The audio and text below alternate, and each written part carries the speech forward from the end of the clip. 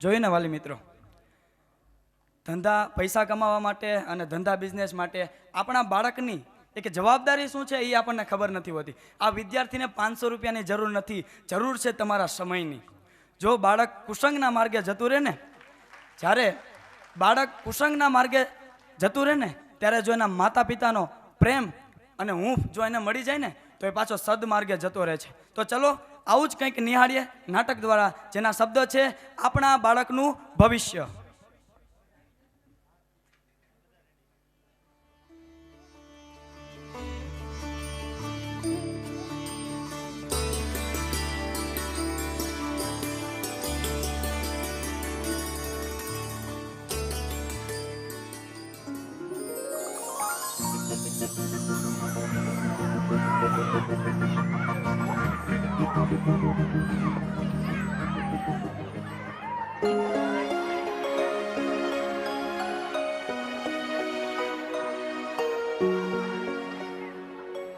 એ સુજલ, જો પેલો ચિંતન પણ અહીં આવે છે.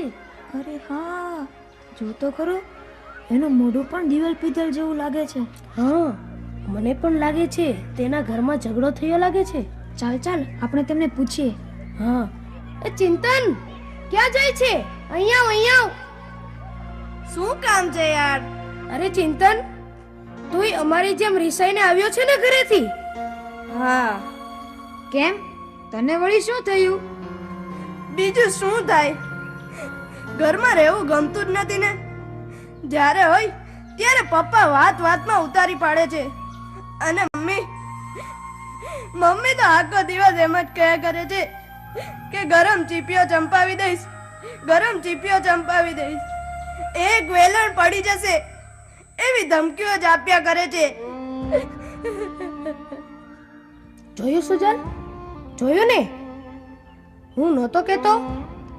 બધા મમ્મી પપ્પા ભગવાને આવા જ બનાવ્યા છે.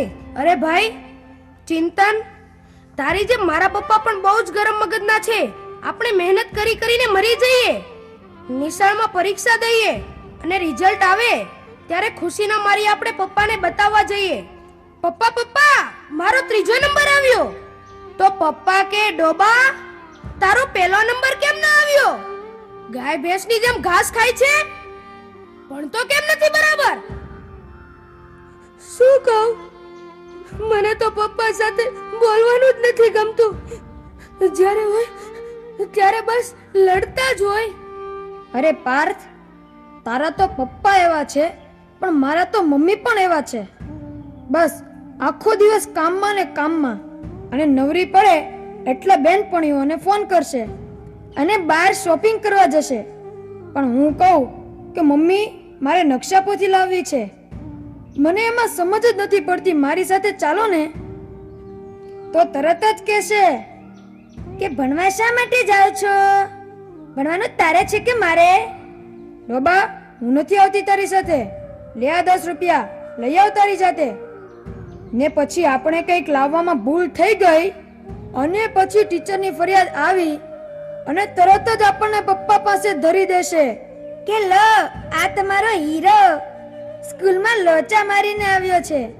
અને પછી પપ્પા જાણ્યા સાંભળ્યા વગર બસ મને ડીબવાનું જ ચાલુ કરી દે. મને પણ એ જ સમજાતું નથી કે આમાં આપણો વાંક શું છે. આપણો શું વાંક? આપણો વાંક એટલો જ કે આપણે બાળક છીએ. આ જો ને, તારા મમ્મી પપ્પા આવા, આનાય મમ્મી પપ્પા આવા, મારાય મમ્મી પપ્પા આવા. મને તો એ જ સમજાતું નથી કે બધાના મમ્મી પપ્પા પોતાના છોકરાઓ સાથે જ કેમ આવું વર્તન કરે છે.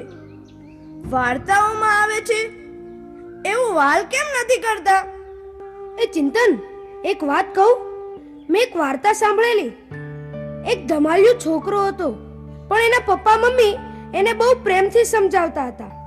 એના માટે સરસ મજાની બોધકથાઓ લઈ આવે, એની સાથે બેસીને વાંચે, એને સમજાવે, એને પ્રેમ આપે, હૂંફ આપે, જાત જાતની વાતો શીખવાડે અને જાત જાતની રમતો રમાડે.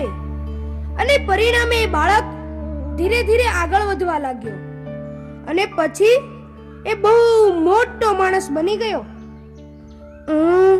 મને તો એમ થાય છે કે આપણા નસીબમાં આવા મમ્મી પપ્પા કેમ નથી? શું આપણને આવો પ્રેમ ક્યારેય નહીં મળે? મળશે, જરૂર મળશે, પણ આપણને નહીં, પેલા પાલતુ કૂતરાને. ડોગી, મારો પ્યારો પ્યારો ટોમી, આવી ગયો you you you you you you you you. બહુ સ્વીટ છે, કેટલો ક્યુટ લાગે છે આજે મારો ટોમી. વાહ વાહ વાહ વાહ વાહ. મને જોઈને પૂંછડી પટપટાવ્યા કરે છે. એ વેરી ગુડ વેરી ગુડ. ભૂલી જ ગયો, તને બ્રેકફાસ્ટ આપવાનું તો ભૂલી જ ગયો છું. લે લે લે બિસ્કિટ કા. વાહ વાહ વાહ વાહ વાહ, કેવા પ્રેમથી બિસ્કિટ ખાય છે મારો ટોમી, મારો doggy. You you you you you, કેવો મસ્તીથી પૂંછડી પટપટાવે છે. વાહ વાહ વાહ વાહ. મને એમ લાગે છે કે તને પૂંછડી પટપટાવતા જોઈને હું પણ પટપટાવું. એટલે પૂંછડી નહીં, મારે ક્યાં પૂંછડી છે. મારો ડોગી, મારો સ્વીટુ. બહુ સાચું કીધું હો તે.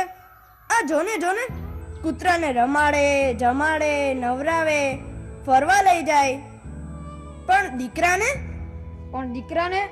ખખડાવી નાખે, મારે, ધમકાવે.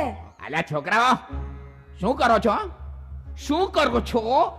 આટા ફેરાને આશીર્વાદ, બરાબર ને? ના રખડવા સિવાય કઈ ધંધો છે તમારે? પપ્પા, આ કૂતરાઓ તમને બહુ ગમે છે નહીં? અરે હા, તે ગમે જ ને, પણ તને શું થાય છે એમાં? પણ મને તો એમ થાય છે કે આ કૂતરાઓની ગળચી દબાવી દઉં. કેમ કેમ કેમ? કારણ કે અમારા કરતા તો કૂતરાઓ નસીબદાર છે. તમારા કરતા કૂતરા નસીબદાર? એ વાળી કેવી રીતે? તો શું કહું બીજું? મને નથી મળતો એટલો તમારો પ્રેમ આ કૂતરાઓને મળે છે.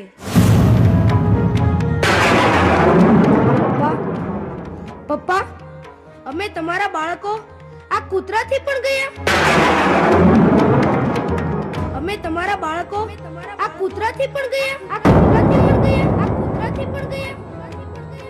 પપ્પા, જવાબ આપો પપ્પા, કેમ કઈ બોલતા નથી?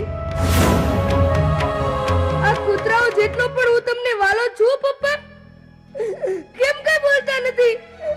મોટા થઈને જો મારે પણ આવા જ પપ્પા થવાનું હોય તો મારે મોટા થવું જ નથી પપ્પા, મારે મોટા થવું જ નથી.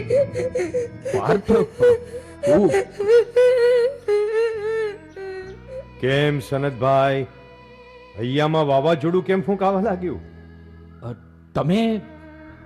તમે કોણ? હું છું તમારી આજને આવતીકાલ સાથે જોડતો સેતુ. મને જવાબ આપો સનતભાઈ, તમારું બાળક રખડપટ્ટીને રવાડે કેમ ચડી ગયું છે અને તમારા જ ઘરમાં રહેતા અબોલ પશુ પર ગુસ્સો કેમ ચડે છે? મને તો કાંઈ સમજાતું નથી. બાળકની સંવેદનશીલતાને જ્યાં ધક્કો પહોંચે છે ત્યાં તે જ ઘરમાં આવા જ પરિણામો જોવા મળે છે.